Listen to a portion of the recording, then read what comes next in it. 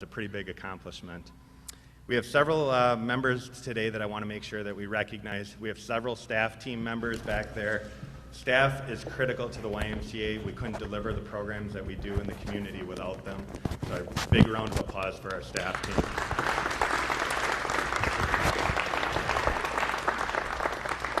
Next, I'd like to thank our volunteers. Our volunteers set the direction for our YMCA. They hold us accountable, and they're always there advocating for us. So thank you to the volunteers.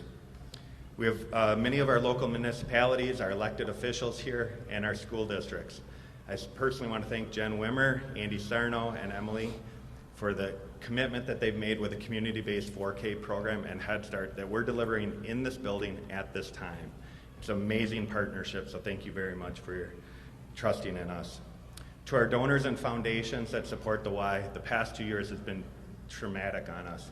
Obviously, without the financial support from our community, we wouldn't be where we are today. Thank you. Next, I'd like to highlight a couple of departments from the state of Wisconsin that have really made an impact. I didn't realize they were going to be here today.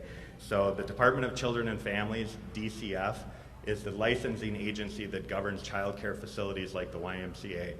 They've helped us through the essential child care during the pandemic, and their support and sustainability through their funding sources have helped make the YMCA viable, and we can't thank them enough. Secondly, is the Department of Administration, also here today. I can't tell them thank you enough for the ARPA funds that they made available for Beyond the Classroom grants to support our out-of-school time programs. Our out-of-school time programs have had an opportunity to expand beyond wherever they have in the past. Our summer day camp program last summer had 1,000 children at 5 day camp locations throughout Washington and Ozaukee County, and this funding allowed us to do that. Additionally, we are able to provide mental health support to the children last summer, and that continues during the school year. In addition, we've hired 2 mental health professionals to support our staff team internally and externally in our community, and that wouldn't have been possible without Beyond the Classroom. So the YMCA is committed to helping students and families in our community. Some of the children are still struggling, some are thriving, but everyone in the room today is making an impact, and we thank you for coming today. At this time, I'd like to welcome Governor Evers.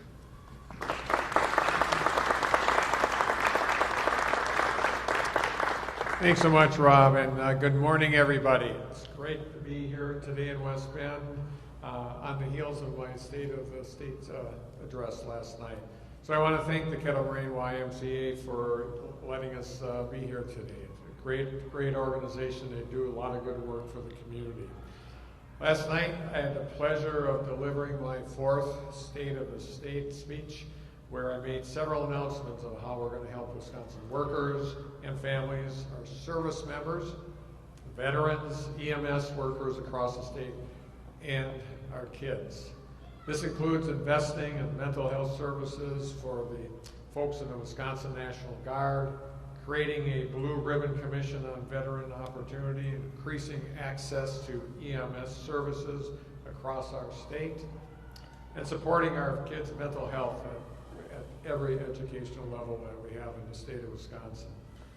Much like the folks at the YMCA here and the parents and the family and communities they serve, Wisconsinites have shown extraordinary resilience over the past few years.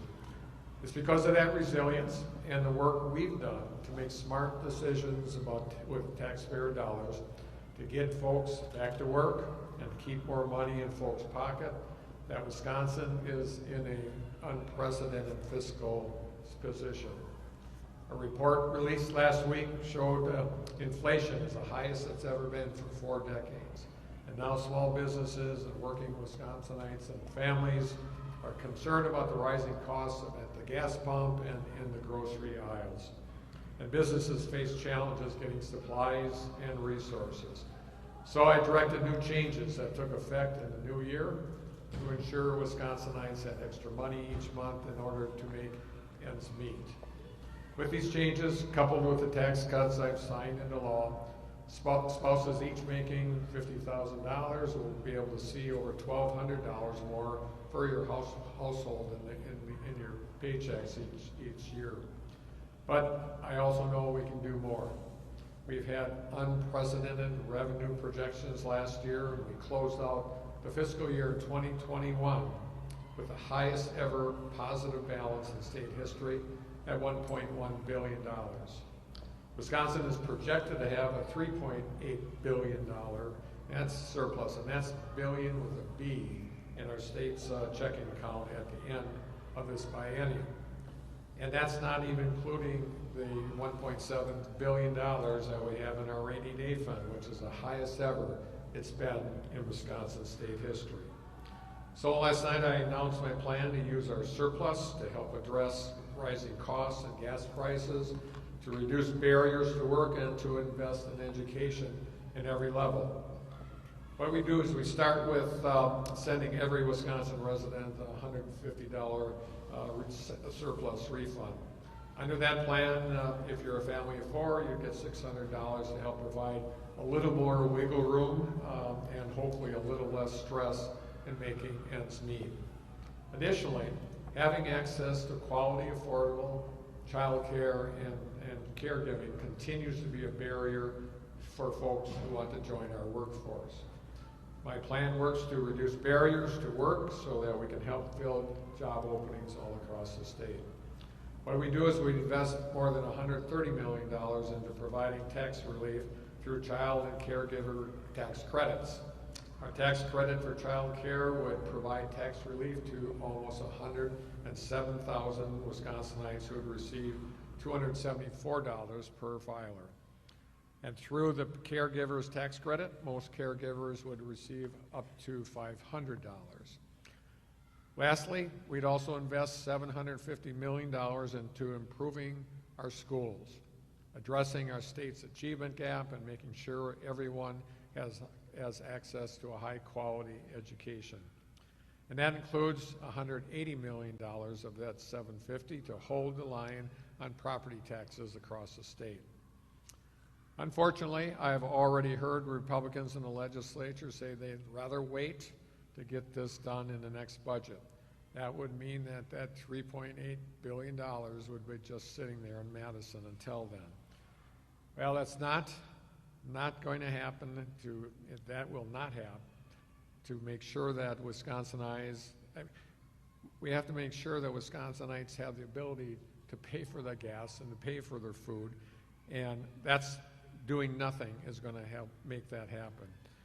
Not only gas, pay for child care, heat your homes, put food on the table. Wisconsinites shouldn't have to wait. Legislatures shouldn't sit in Madison with state coffers full, $3.8 billion, until Wisconsinites who are working hard every day, they cannot afford to do that. And frankly, that is nothing but baloney. So as I've announced last night, today I'm signing an executive order calling for a special session of the legislature to take up my surplus plan this March. There's no reason we can't do this. The rising costs Wisconsinites are seeing every day are the reasons that we should do this. So let's find common ground. Let's pass this plan. Let's get this done. Everybody can take credit for it. Doesn't matter to me. It's just the right thing to do, folks. It's the people's money. Let's get it back to them. So thank you, and now I'm going to turn it over to Secretary Pahacek, who is the leader of our Workforce Development Agency. Amy?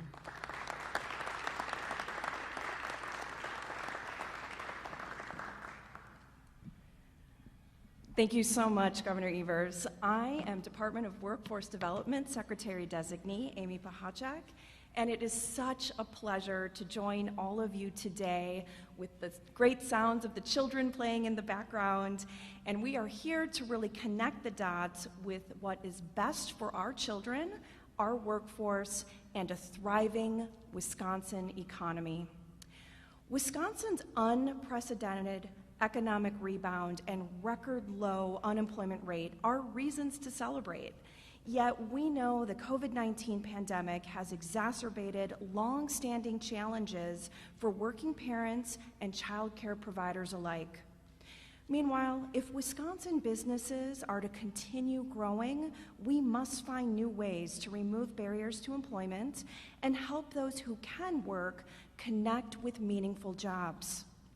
It's no secret that the lack of access to quality, safe, affordable childcare is a barrier to employment for women and men alike. Challenging conditions and wages also make it difficult for many child caregivers and educators to earn family-supporting wages. As we heard last night in the State of the State, the Evers administration is tackling these challenges head-on with a historic investment in our children. And I might add that our children are our future workforce.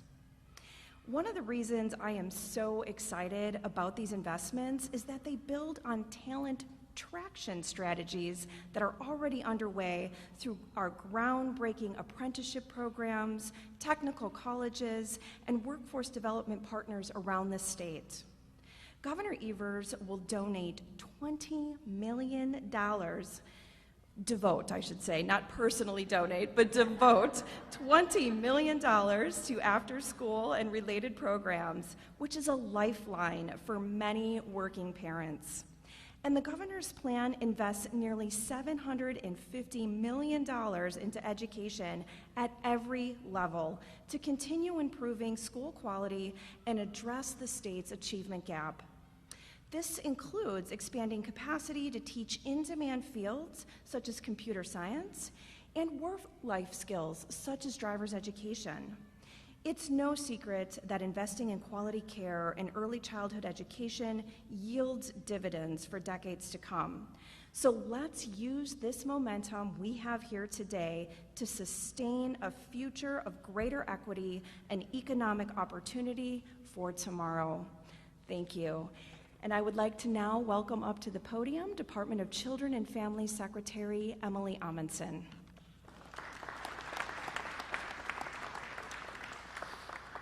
Good morning, everybody. Thank you so much. Again, Emily Amundsen from Department of Children and Families. For all of you wondering, my jewelry designer today is my 7-year-old daughter, Ellie. She's taking orders, just joking.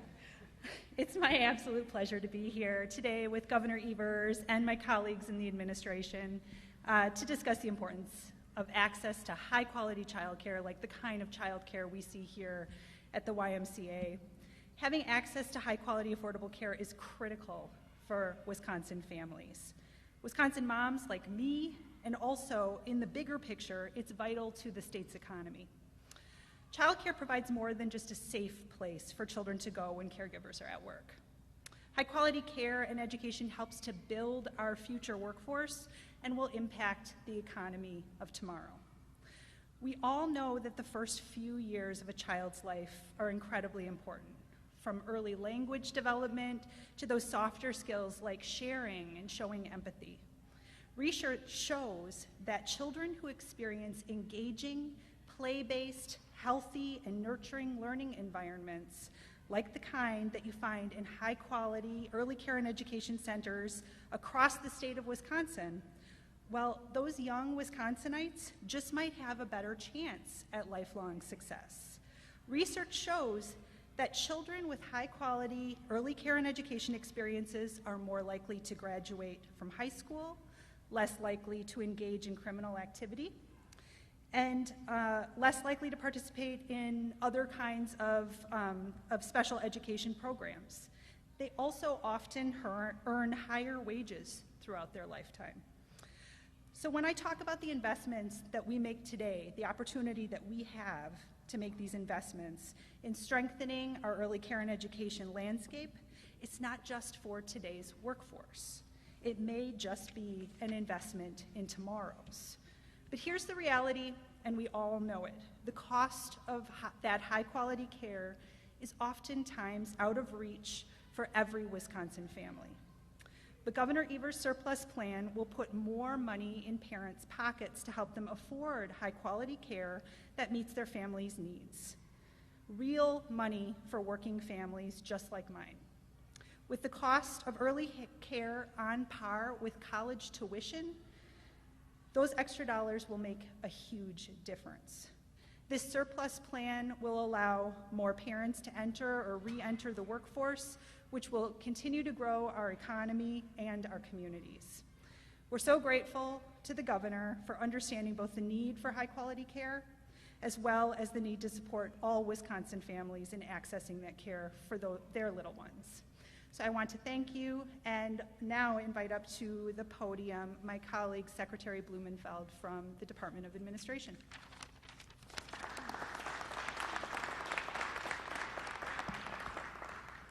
Hello, I'm DOA Secretary Designee Kathy Blumenfeld, and it's my pleasure to join Governor Evers and my colleagues here to discuss what we've been able to accomplish when it comes to a strong Badger bounce back across Wisconsin. More than $4.5 billion has been allocated by Governor Evers in response to the pandemic and to ensure Wisconsin's ongoing recovery. Those dollars are already making a difference in our state.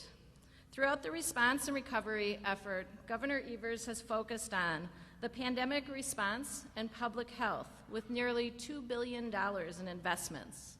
Wisconsin's economic resilience with $1.3 billion, including help for Main Street businesses and support for the hardest hit industries. And community building with $680 million to ensure that communities hardest impacted by the pandemic can bounce back and thrive. Simply put, we've made investments in hardworking individuals, businesses, and communities across the state. The good news is these investments are working. As a state, we're in the strongest financial position we've ever seen.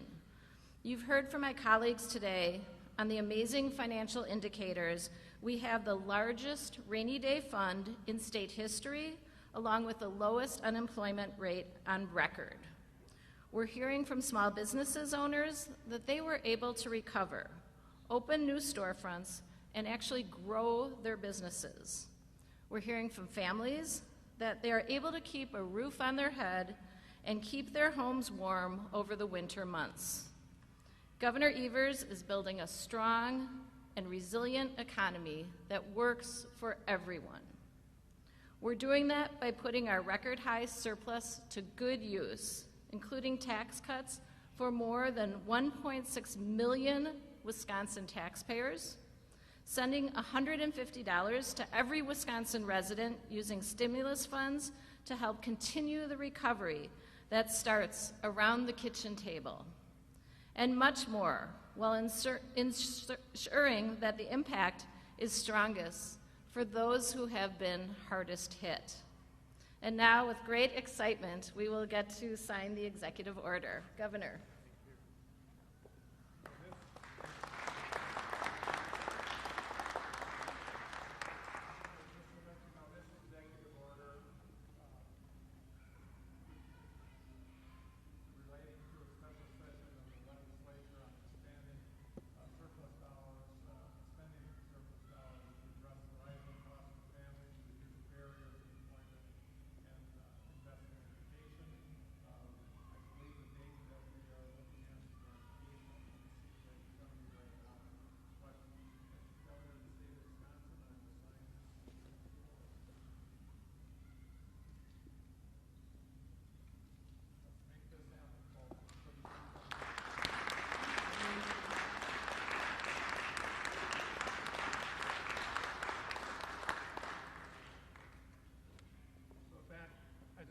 I want to again thank the YMCA for their great work in allowing us to be here today. This is a really important day. Obviously, we've worked hard with all of you. As I mentioned earlier, it was the resilience of the people of Wisconsin, in addition to our strategic investments during this last 2 years to make sure that economically we are in a great place as a state of Wisconsin. It is so good that we feel very, very confident that this money being sent back to the people who sent it to us is the right thing to do, and it's an investment we should be making. So thank you much. Be glad to answer any questions people might have, media.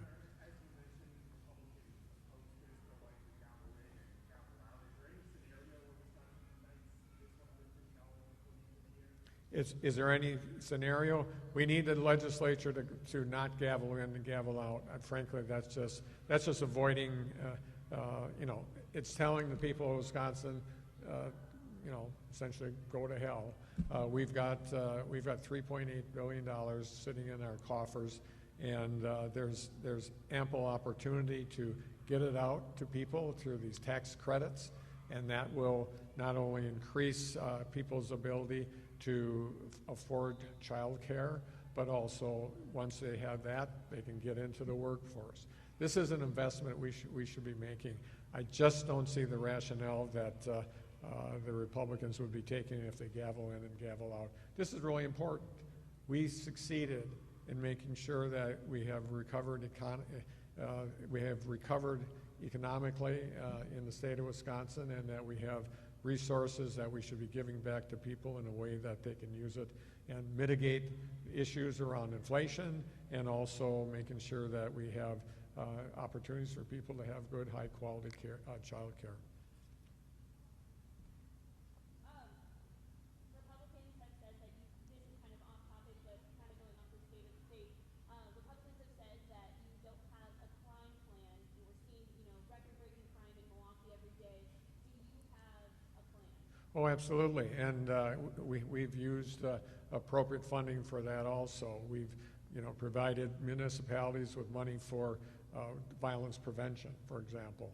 And so, yes, we support, it's kind of odd that they would, I'm just going to back up here a second. Much of the resources that goes into law enforcement comes through shared revenue. Republicans haven't exactly had a really stellar history of providing shared revenue to municipalities. They just let them, figure it out.